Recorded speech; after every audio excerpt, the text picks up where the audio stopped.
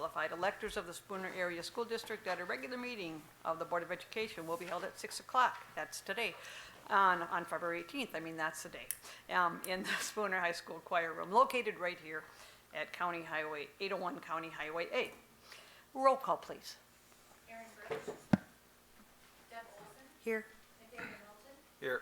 Robert Holman. Excused. Karen Zillington. Here. Kevin King. Here. Paul Johnson. Here. And let's do the Pledge of Allegiance. I pledge allegiance to the flag of the United States of America and to the republic for which it stands, one nation, under God, indivisible, with liberty and justice for all.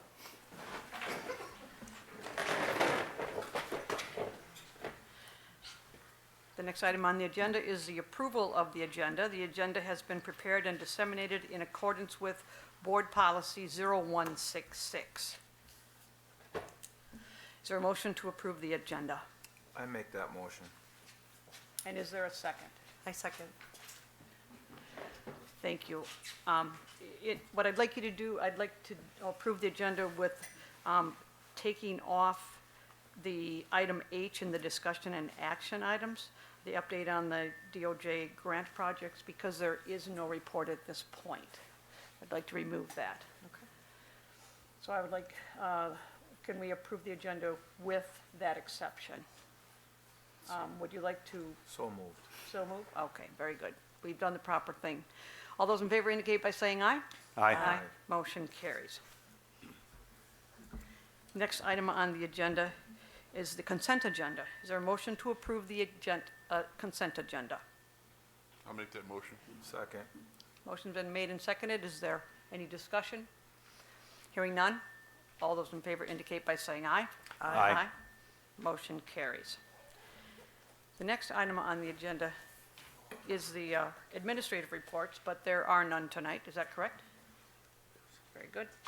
And then the next item on the agenda is the board reports, the report of the Committee of the Whole.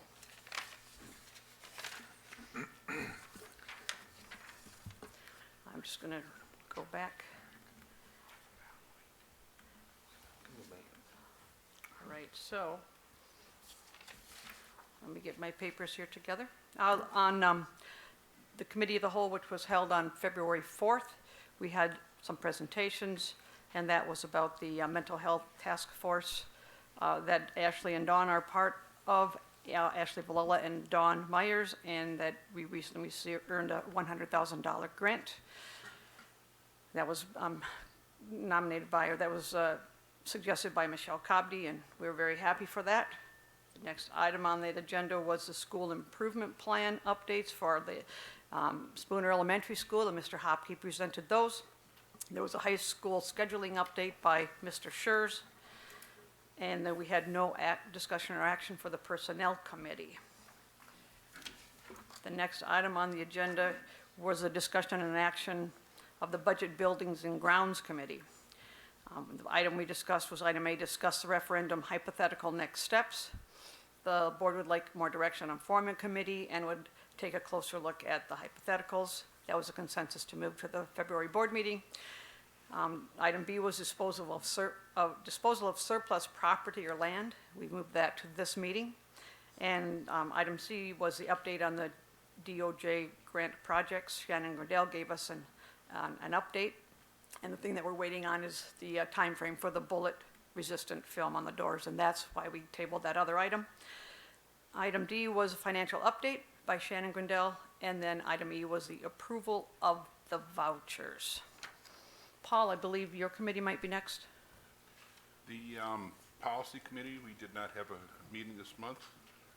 The curriculum committee, we considered the home to school program, the school to home program, I'm sorry, and that's what we discussed at the last committee as a whole. We also had the Cesa hockey co-op proposal. After discussion, I made a motion that we table it until the March committee as a whole meeting, giving the community time for feedback. And that was it. All right. And the next one would be curriculum and Kevin. We had an update on the Strive program. Dr. Aslan stated the promotional material had been distributed and heard reports that people are working on their mentor applications. The next thing on the agenda was consider a semi-annual newsletter. Dr. Aslan stated that social media is growing exponentially, but only reaching a certain demographic. A district newsletter that would be sent in all mailbox holders in the district. Consensus was to put it on the committee of the whole meeting for further discussion. Legislative updates. I presented updates on the following topics. Private and religious schools to accept students for the Wisconsin Parental Choice Program. Final report on the Blue Ribbon Commission on School Funding, and the Legislative Council Study Committee vote to recommend draft 2 bills on the identification and management of dyslexia. And last thing was the 30, 60, 90-day planning cycle. Discussed the following items. Tuesday, April 2nd, election date. April 27th, prom. March 7th and 12th, elementary parent-teacher conferences. In the May board meeting, new board members will be starting. And March 22nd through 24th will be the spring play. All right, thank you very much. And the final item on the agenda to report tonight is the review of the meeting, the reflection of committee of the whole meeting, and that's something that we decided to do when we formed it this way. The discussion was that the first meeting with a room full of people went well. People had an opportunity to speak, and overall it was a good meeting. The next item on the agenda is the Wasmbi Convention report. 3 of us were able to attend the Wasmbi Convention in January down in Milwaukee, and I'm going to give a report on what things I attended and some of the things that the other guys attended too. But I'll leave that up to them unless they want to add something. The first item that I attended was the district collaboration and about summer school. It involved the 2 cities, or the 2 schools of Unity and Luck. We had the opportunity to have dinner with those people the night before, so it was like, oh, good, I think I'll go to their session. And it was very informative. The 2 schools, I should say, are very close together, and they are able to get together and collaborate a 5-week summer school program. Of course, Unity has a pool, that's a good thing. And the two schools collaborate amazingly, and if anybody wants to know about that program, contact them because they have a lot of information. I did bring some contact information or some information about it. Perhaps that I can pass it on to the appropriate people. The second thing I attended was the keynote speaker, Steve Pemberton. He has a book and now a movie called A Chance in the World. And if you get an opportunity to read that book or see that movie, it would be a good thing to do. He's a champion for disadvantaged youth, especially as they age out of the foster care system. And that's what he did himself. The delegate assembly was something that I needed to attend, and there were 22 policy issues that were, some recommendations that were made. Some of them are funding for gifted and talented programming, special education reimbursement rate, private school aid voucher funding, Indigenous People Day for the state of Wisconsin to recognize in the schools, tobacco-free, nicotine-free, and vaping-free schools, and DPI licensing of clinical counselors. Again, there were 22 different recommendations that were made. On Thursday, I went to the presentation of expanding teacher candidate pools, collaborations that work. That's the title of the presentation. The people were from UW Oshkosh. They have their idea is alternative careers in teaching, ACT, an opportunity to expand expertise to a major, minor, or an area of concentration. I also attended the Understanding of Wisconsin High School Accountability report cards. What I found out was that metrics will change, Aspire results will be added. They suggest not to compare scores over time. The results that they use are of up to 3 to 5 years of data. And next year, the weighting of the high school report card will include growth. Went to one called Understanding and Leading Data. I picked up our district's customized data story, and that will be provided to the school leaders. The next keynote speaker was Michelle Borba, an internationally renowned educational psychologist and expert in parenting, bullying. I don't think she's an expert bullier, but has an expertise in that, and character development. She spoke on empathy, and that's what we need as opposed to taking selfies of ourselves and putting them out there on the internet. Friday morning at 8 o'clock, I went to the one called Navigating Through Conflict. Guy Levette, who many of us know up here at the table, was one of the presenters. Conflict is a natural part of a productive school board, but one needs to listen and not have a preconceived idea. This was recorded for those that would like to view it. So you can take a look at that. Deb and Aaron, I know that you were looking forward to that. I went to the one called The Key to Sustained Success, Happiness First. Don Hack was one of the presenters. He was very happy. Amazing. Oh, Don, good job. The schools were presenting a program called Happiness Advantage Orange Frog Workshop to build culture, student growth, and overall achievement. And then we went to the keynote speaker, Salome Thomas L., and his idea was that every child can and will learn if adults in their world care enough not to give up. I would like to thank the district for the opportunity to attend, to learn, share ideas with others that are also invested in students. Kevin? Okay. Well, first of all, I'd like to say thank you for the opportunity to go, and I would highly recommend any incoming board members or current board members that if you have the opportunity in the future, take it. It's very good. On Wednesday, I went to the impact of vouchers and charters on Wisconsin public schools. Some of the districts shared their experiences that they've had. They handed out some handouts as to how much money has been lost in some of the districts in the state to these schools. Districts now are now able to levy local taxpayers for the revenue lost to vouchers. That's kind of new. Then the next thing I went to on Wednesday was a deep dive into the facts of school violence and emerging approaches to safety. They explored some of the root causes of school violence and support for various safety initiatives. This is put on by the Muskegon and Norway School District. And another one on Wednesday that I went to was the new federal school level reporting and what do school boards need to know. Covered some of the requirements on ESSA, the Every Student Succeeds Act, with a focus on how much money was spent per pupil. The goal was to financial transparency and promote fairness and equity for all students.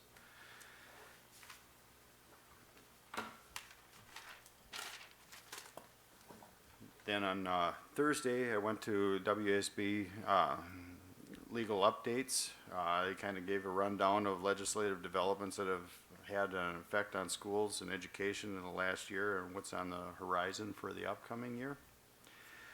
And one after that I went to on Thursday was baited hooks and trapdoors, covered current issues and trends and legislations and regulation related to special ed and pupil services and the challenges that they pose to districts and boards. Some are unintended consequences to the legislation that they have put forward. Then last one I went to on Thursday was hate and bias at school. Critical conversations on at a district level. Nicollet Union School District covered developing policies and guidelines to respond to hate and bias incidents. Then on Friday, I went to building safe and safe rural schools. This is put on by the Gibraltar area schools. Covered establishing partnerships with emergency response agencies, working with law enforcement and school safety. From what I had seen at that there, I think Spooner's got all the boxes checked on that. They've done everything that was presented there we are currently doing.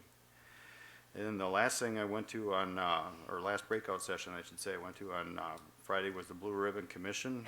Where do we go from here? It was a panel discussion identifying recommendations that the commission will give to the legislature. Commission fully backed the recommendations, realize the problems of school funding, but they've got to convince their colleagues and that there, so we'll see where that goes from there. Also had attended the same three keynote speakers that Karen had.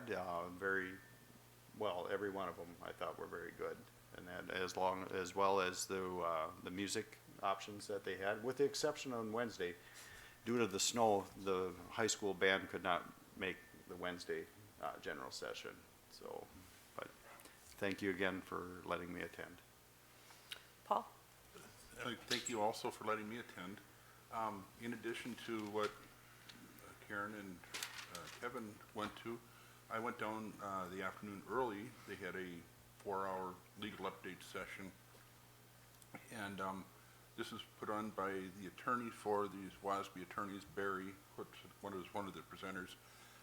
Basically, what they were discussing is what type of things have gotten school districts in trouble recently. First one was obviously posting of agendas.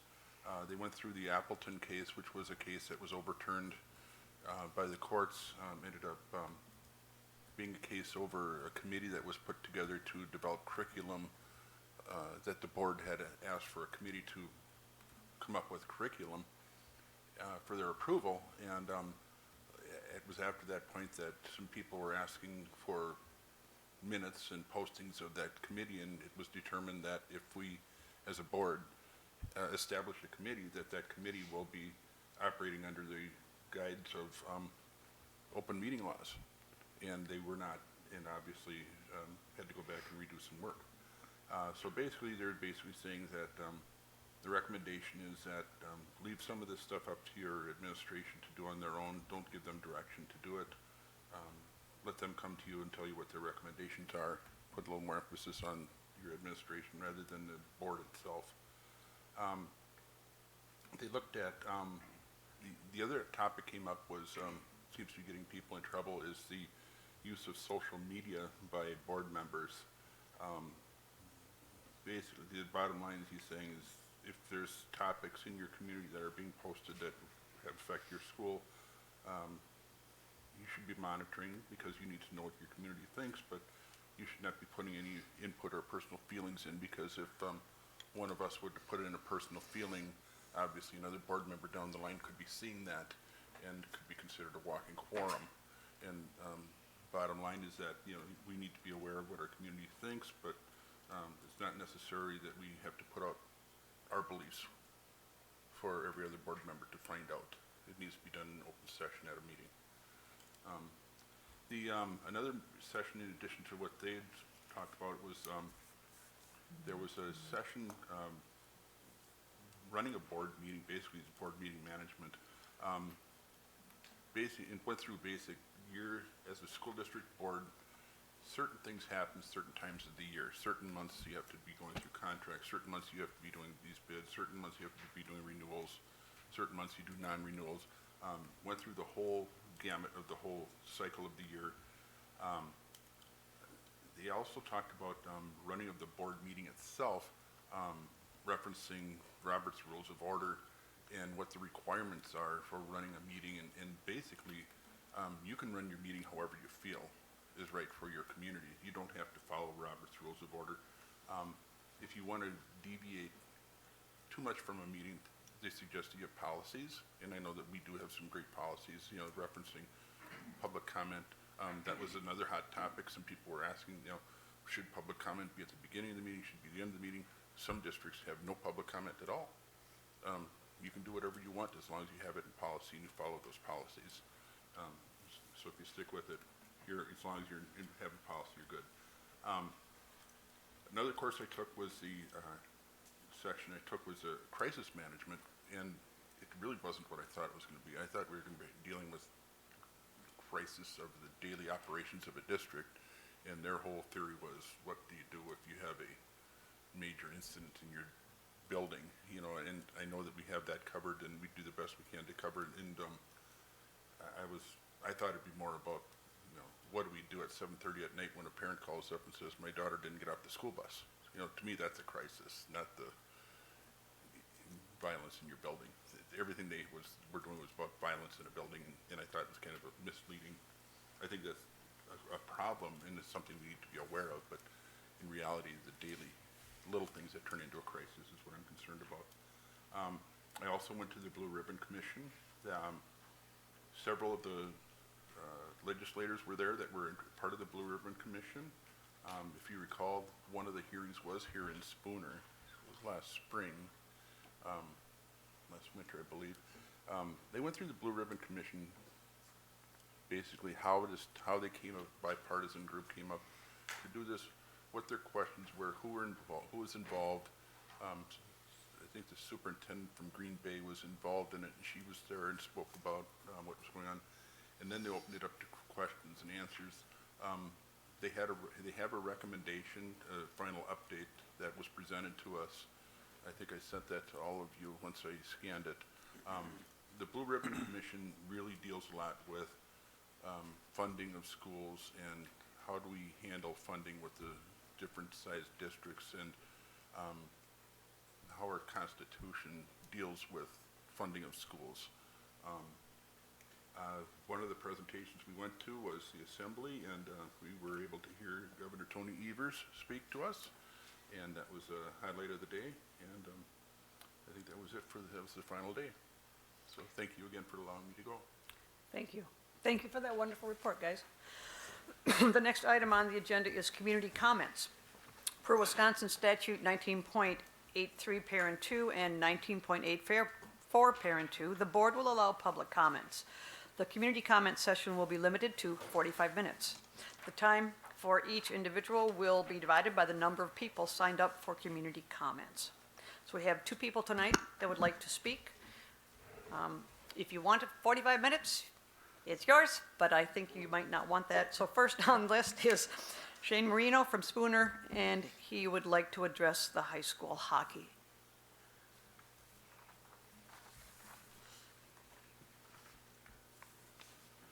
Get comfortable, please. Come on down.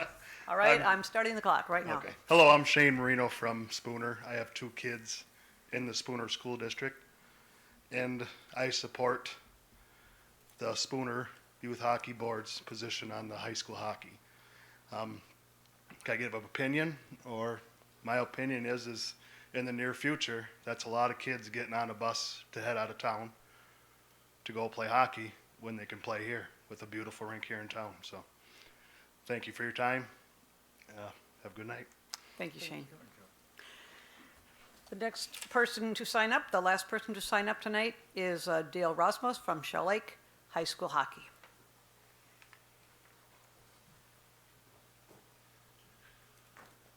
Thank you. You have 44 minutes.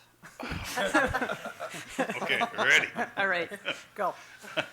Thank you, President, Citizen, and board members. I'm Dale Ramses. I have a MITE. I'm also a MITE coach and one of 9 coaches, assistant coach, or helpers on the Learn to Skate program that is out.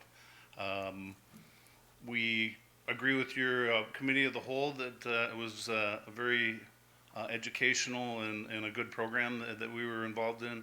And I'm here to say that I support CEHA's position and ask you to look at the documentation that we have given twice, one in original and second in a revised format, and use that information as best you can to make the decision you need to make. Thank you. Thank you very much. Thank you. The next item on the agenda, we're into the discussion and action portion. So the first one is item A, personnel recommendations. You have 2 resignations before you this evening. Mark Aderman, high school, middle school band teacher, 20 years of service, and Jason Retzloff, middle school wrestling coach, 2 years of service. I would entertain a motion to accept those resignations. I make a motion that we accept those resignations. I'll second. There's been a motion and a second. Any discussion? Hearing none. All those in favor indicate by saying aye. Aye. Motion carries. Let's thank them for their years of service, Mark 20 and Jason 20. You have 1 hiring recommendation before you this evening. Gerald Boyce for food service, replacing Jenna Hammersberg, and Mrs. Grindell is the recommending administrator on that position. Is there a motion to accept? I make a motion. I'll second it. All I right, make it. So Nathaniel made the motion and Paul second. seconded it to hire, for that hiring. Is there any discussion? Hearing none, all those indicate by saying aye. Aye. Motion carries. Item B is the acceptance of donations. You have a number of donations before you this evening. A donation from State Farm to the after-school family learning events art supplies, elementary school and middle school, $250. A donation from Shell Lake Livestock Co-op Shipping Association to the Spooner FFA chapter, $200 to offset the cost of sending FFA members to the National FFA Convention. You have a Donors Choose Herb Cole donation to the Spooner Middle School Physical Education Department, $4,442 for flooring for a Gaga pit. And a donation from Whitetails Unlimited to Spooner School Libraries for hunting, fishing, and outdoor books, $344. Is there a motion to accept these donations? I'll make a motion to accept the donations. Second. Been a motion and a second. Is there any discussion? Can you explain what a Gaga pit is? I cannot explain what a Gaga pit is. I'm I can sorry. explain what a Gaga pit is. Thank you. All right, so it's a new thing going on. I'm not sure about the flooring for a Gaga pit, but the Gaga pit is like a multi-sided, usually wooden, so I wouldn't call it a box, but structure, and you can play with a number of students, and the idea is, I believe, I was just discussing this today, and I might be speaking out of order. I don't know if the person has to, there's a ball involved, and then the students are in there, and I believe once they get hit, and there might be a rule about knees and below with a ball, then they're out of that game. It can be played quickly and then back in again, everybody gets back in. Mr. Hopke, is that pretty much what the Gaga pit is and how you play that game? Would you assist me a little bit more? That actually was a very good description, yes. So it's launching the ball, and you have to hit the participants from the knee down. If they're hit above, they're still in. So. And how just big keeps is that Gaga pit? It is. circumference? It's more of like an octagon structure, and it's Yeah. about 16 to 20 feet wide. It's the newest rate. It's the newest rate. Yeah, for that's sure. something else. It kind of reminds you of a small hockey rink, so it's kind of nice. Yeah. there you Actually, go. the elementary, it probably is a rink right now, so that's. Right, exactly. All right, very good. Thank you. Thank you for asking. I'll have to go over there and try that out. All right, it'll be a new thing for the board to try out after the next meeting. Board development session. All right, there you go. So did we already have the motion and did we vote on that? All right, all in favor indicate by saying aye. Aye. Motion carries. And let's thank, we're really appreciative of these 4 people and all the people that donate. And so maybe these people will inspire you to do that too. So thank you very much. The next item on the agenda is a fundraiser, our 2 fundraiser requests. So you have 2 fundraiser requests before you this evening, both coming from the European Tour Group, asking the board to approve a March 2019 Yankee Candle fundraiser, looking to raise approximately $1,000, and then a fall 2019 fundraiser involving the Harlem Wizards, expecting to raise around $2,000. All right. Is there a motion to approve I'd like to make the motion. this To approve. fundraiser request? Yes. Okay, Second. and a second. Is there discussion? Hearing none. All those in favor indicate by saying aye. Aye. Motion carries. Item D on the agenda is to consider school-to-home program. This was discussed at the Committee of the Whole, presented. There's many different parts on my computer here, but I've looked at them all before. There are different papers that will be involved with that. And so is there a motion to approve the Spooner Elementary School and Spooner Middle School to participate in the school-to-home program for the 2018-19 year and review the program on a yearly basis. That would be the motion. Is there someone that would like to make that motion? I will make that motion. All right. I'll second. All right, the motion has been made and seconded. Is there any discussion? Hearing none, all those in favor indicate by saying aye. Aye. Motion carries. Next item on the agenda is to discuss referendum next steps.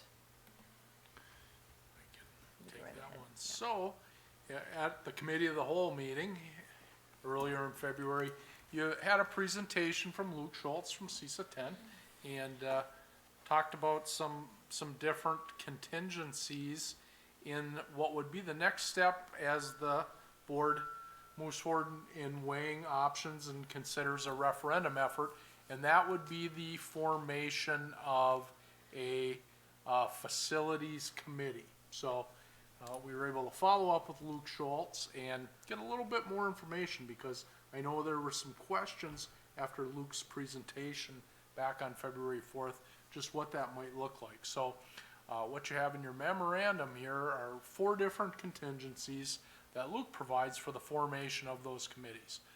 The first option being a committee that really the district administrator serves as that committee and runs the information by the board on a monthly basis to collect their thoughts. Second would be the district administration and part of the school board make up the committee and report to the full board on a monthly basis. The third option is the district administration and the full board make up the committee, and this has been the most common with school districts that Sisa 10 has worked with. And the fourth option is district administration, district staff members, community members, and board members make up the committee, usually somewhere in the 10 to 15 person size group, and that group reports on a monthly basis to the full board. So questions on those contingencies or options? On option 4 there, with the community members, how do they give any guidance on how to sort that out? Like, say, you want to keep the committee to a certain size. If you had more people than what you need want to participate, what would you do? Yeah, Luke Schultz shared a couple different ideas with that. One would be that the board would just outright appoint community members to be part of that. Another would be that there would be a application process for community members that might be interested in participating, and that would be something that would go out through social media sites and through the district websites, and kind of a basic application that people would put together on that. So those are a couple ways that he has seen that option work in a manageable way. Okay, thank you.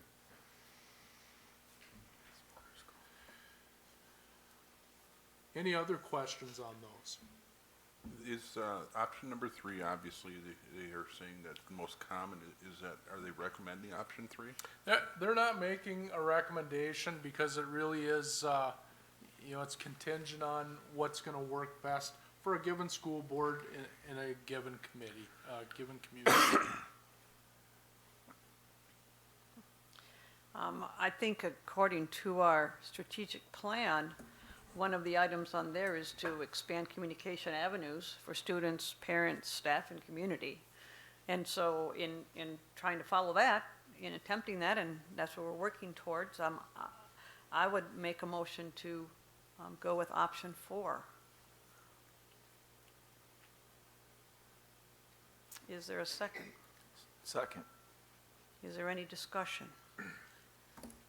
So, Yes. just so I'm understanding, so your motion and second would be to direct the district administration to begin the work of forming this committee with a composition based on what is in option 4 of your memo. Correct, which is usually 10 people, but perhaps more than 15, and then report to the full board monthly, correct. Thank you. Thank you for clarifying that. Is there any, Deb? Would this be all of the board members, or are you just gonna pick and choose board members? Because I guess I'm not comfortable with that. If we're gonna make a committee with community and staff and administration, I think it should include all of us. That's just my opinion. I think that would take up a large number of those spaces. Yes, it would, but I think it's important that, you know, we're all in agreement. Would those meetings be open? Those are not closed sessions at all? Yes, they would be open meetings. They would be posted meetings, and they would be open meetings where anyone was able to attend. Correct. So, and in that too, there would be an opportunity to ask questions or give an opinion. Is that correct? Yes, that is correct. Okay, so Deb, even though we wouldn't all be on that committee, we would still be able to attend. But I understand what you're saying. If Go I right may, ahead. just kind of go back to Luke Schultz's presentation from a few weeks back. He talked about the scope of the work of this committee is really fact-finding, that the committee would spend some time in each of the buildings, take a look at the hypotheticals that have been worked up, and ultimately that group, you know, again, on a monthly basis, would report its work back to the school board, and in the end, make some recommendations to the school board. So the scope of the committee's work is fact-finding, information gathering in nature, ultimately making a recommendation to the school board, but it is not, it's an advisory committee only. It is not a policy forming committee, and would not be the organization that would decide on referendum contingencies. Well, when I see option 4, which is basically the same as option 3 with the addition of community members, I don't see a number of board members. It says it should be district administration, district staff, and board members, and community members. So is that the entire board, or is it pick and choosing members from the board? That's, I guess we'll go back to That's what I'm asking.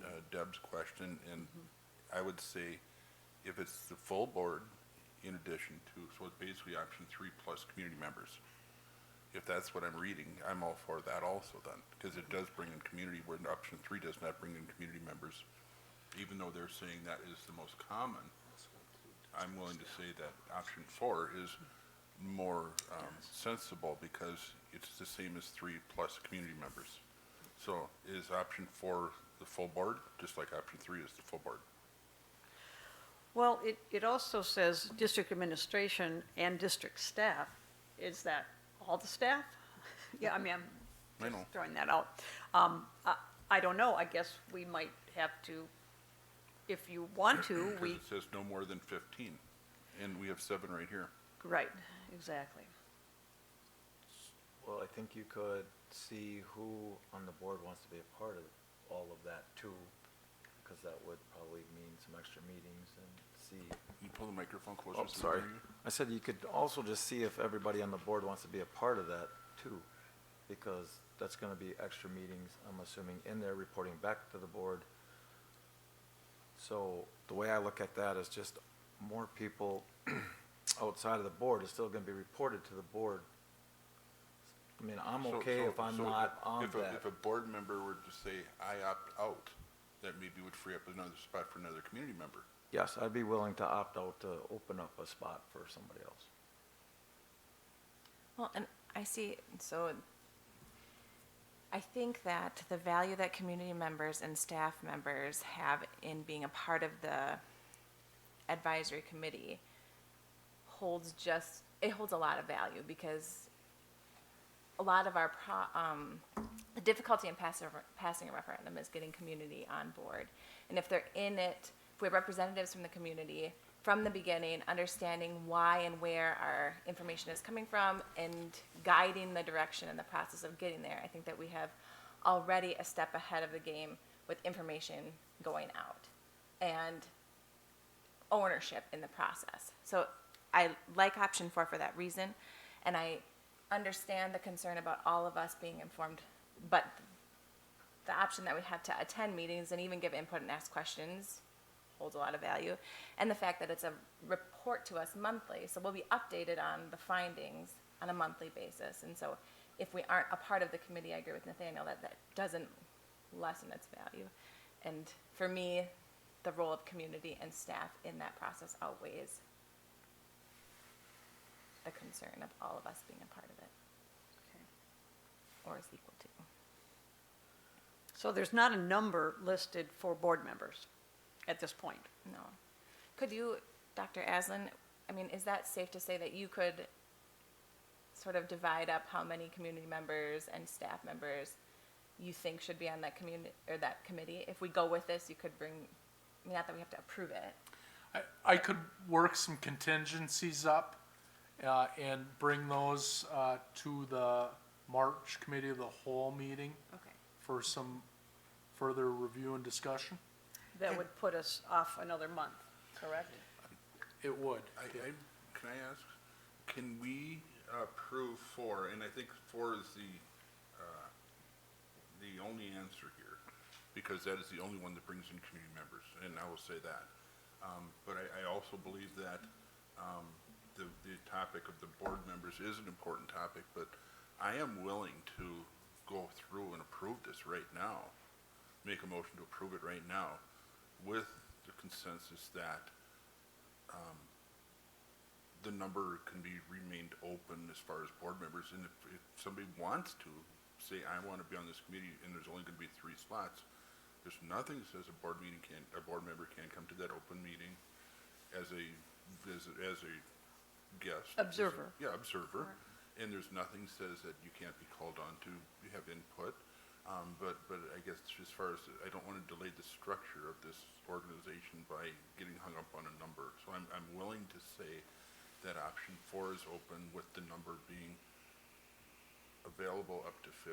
So if you were to come back later and say, we're going to do 3, we're going to do 2 board members or whatever, there's nothing that says the rest of us couldn't come to a meeting when a meeting's going on. And it's the only thing, it comes back to the other issue would be, nobody is required to come to the meeting if you're not on that committee also. So you can sit back and say, you know, you are part of this discussion, but you are not going to be part of you're not required to be there. So nobody's going to be taking roll call for you because you missed. So I would really hope that we could move this along and not delay it another month, is my thought on this. Aaron, okay? Deb, all right? Completely fine. Okay, so would you read that motion, please? Do you have, Your original motion? yes, Motion to move forward with option 4. okay. And can we just put in there, board members to be determined, board numbers to be determined? That's what I thought. I was just going to ask you that. All right, so without any further discussion, let's have a roll call vote. Aaron Birch, Yes. Deb Olson, Yes. Nathaniel Melton, Yes. Robert Holman, Karen Sorensen, Yes, Kevin King, Yes. Paul Johnson. Yes. motion carries. Thank you. The next item on the agenda is to consider the Sisa 10 Project Development Agreement. In your board memo, you have a contract proposal from Cesa 10 to provide project development and referendum planning services. And really, it looks at what would be phase 2, which would be the work that we would be kicking off now with the formation of this Community Facilities Committee. Really, their work would revolve around 2 major functional areas within that effort. The first being project development and referendum planning, and the second being community engagement and mobilization options, and a number of tasks within that. So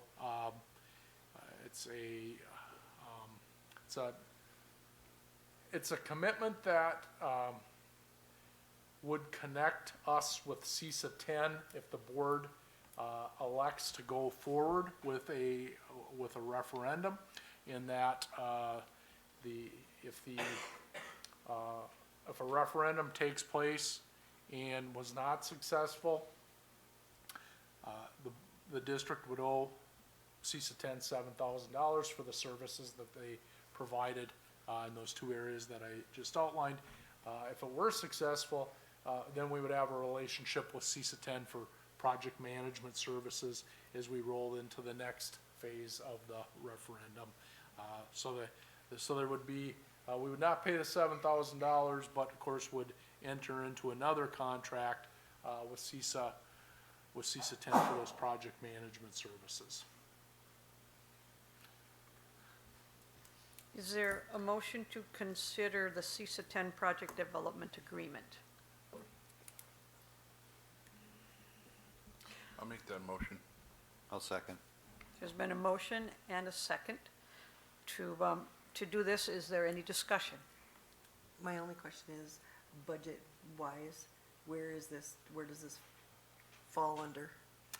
Yeah, so we, this would come out of the facilities budget, and again, we would not pay anything at this point.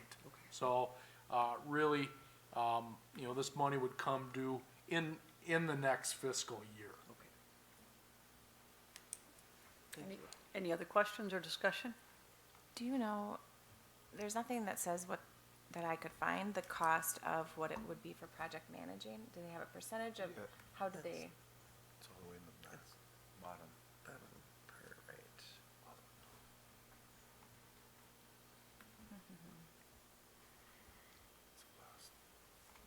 Oh, I did not go down that far.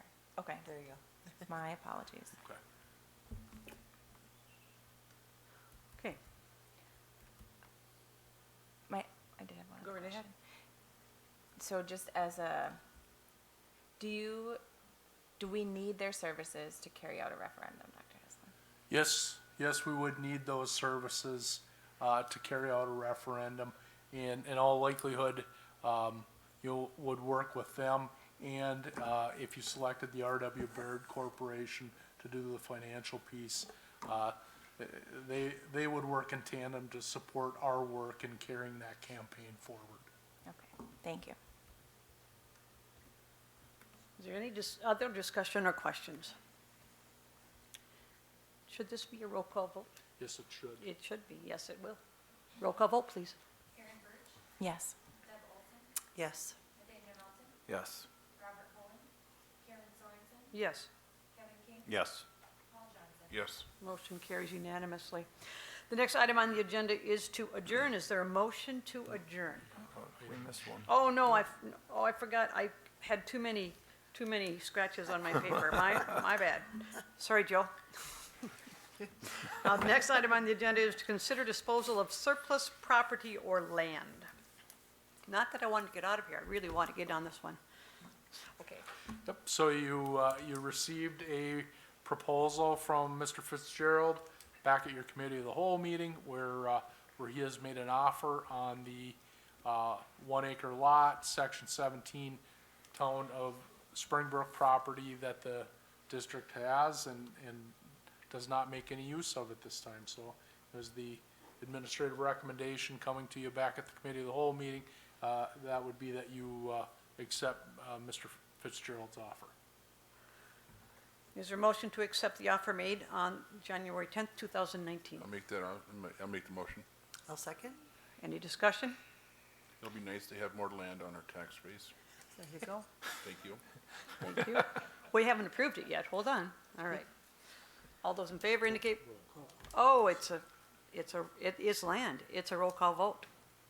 Karen Birch, Yes. Deb Olson, Yes. Nathaniel Melton, Yes. Robert Cohen, Karen Sorensen, Yes. Kevin King, Yes. Paul Johnson. Yes. Motion carries unanimously.